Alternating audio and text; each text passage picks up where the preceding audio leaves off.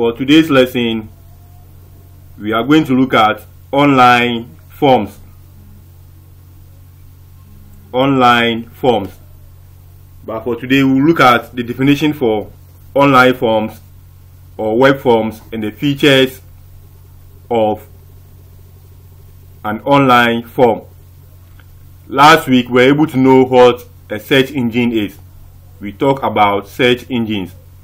And we said a search engine is a program that is used to search for information on the internet. We made mention of some of the examples of search engines, and I hope by this time you know most of them. We said the most common one is Google, okay, and the first one that was developed is what we called the Veronica or so on. Then we also have some other examples as Yahoo, we have Bing, we have Yandex, Torch, and more. So for today, we'll just look at online forms and the features of online forms. Now, when we talk of online forms, we are referring to an electronic form that is being filled on the internet. Okay, so a web form or online form is also known as hypertext markup language form, and this is an interactive web page that allows users to input information on the net. Online forms are just similar to that of the forms we normally fill on papers or documents. Okay, in recent we have a voters registration in our country, and when you go to that place where they do the registration, people are given forms to fill. Okay, so the online form is similar to the one that voter registrators used to fill. Okay, similar to the forms we normally fill in schools whenever we are being admitted to a particular school. So the electronic one that's being done on the internet is what we refer to as web form or online form. And as the name appears, I hope you know what online means. Online simply means a computer connected to the internet. So whenever you fill a form on the internet, that form is termed as online form or a web form. Now let's have a look at some of the elements or the features of online form, what we can see in an online form. So the first one, we have what we call text box. Text box, and this is also known as input field. Okay, so these are blank pages or fields that allow users to type freely into them. Okay, an example is when you are typing your password on a web page. Okay, you have a box which is blank where users are allowed to type. So on our screen we can see this as one of the examples of a text box within an online form. Now the next one, we have what we call the drop down list or the select. Okay, the drop down list is also a field that allows a user to select an option from. Okay, whenever you click on a drop down list, it gives you a selection or a list of commands that the user needs to select from. So the drop down list are fields that once clicked open up a list. Okay, this list includes several items from which a single item can be selected from. So this is an example of a select or a drop down list, and as you can see we have a drop down arrow beside it. So when this arrow is being clicked, it gives a drop down list where a user can select from. Now the next one, we have the radio buttons. The radio buttons, and these are small circular buttons that a user has to select. It's similar to that of a check box. Okay, so whenever you click on a radio button, it gives a tick or a dark circular circle within the main circle. Okay, so this radio button allows a user to select an option or select a single appropriate answer by just clicking on one of them. So assuming on this radio box you want to select maybe we will see, you just have to come to where we have the circle and click on it. When it's being selected, you will see this dark circle within this one. Okay, it means that this option has been selected. Now the next one, we have the submit button, and this is usually the last button seen on most web forms or online forms. It's usually reserved for submitting and giving answers upon completion.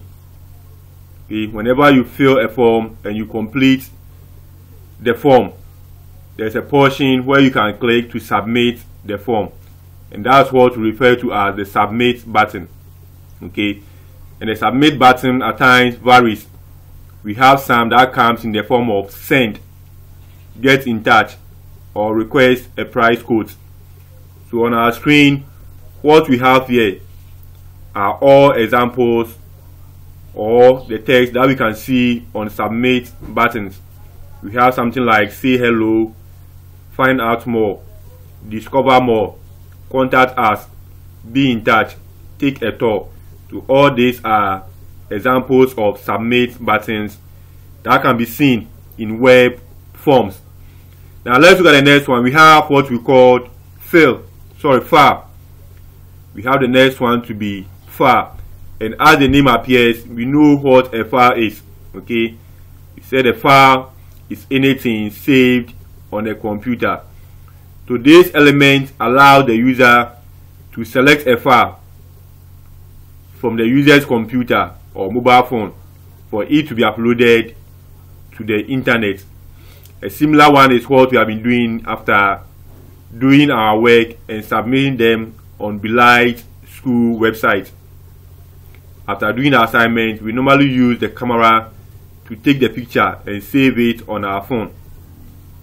In the process of uploading, there's a portion where we have to click on choose file, which gives up a pop-up menu or a dialog box for us to select the file we want to send before clicking on the submit button. So this is how the file element or box looks like on a web form.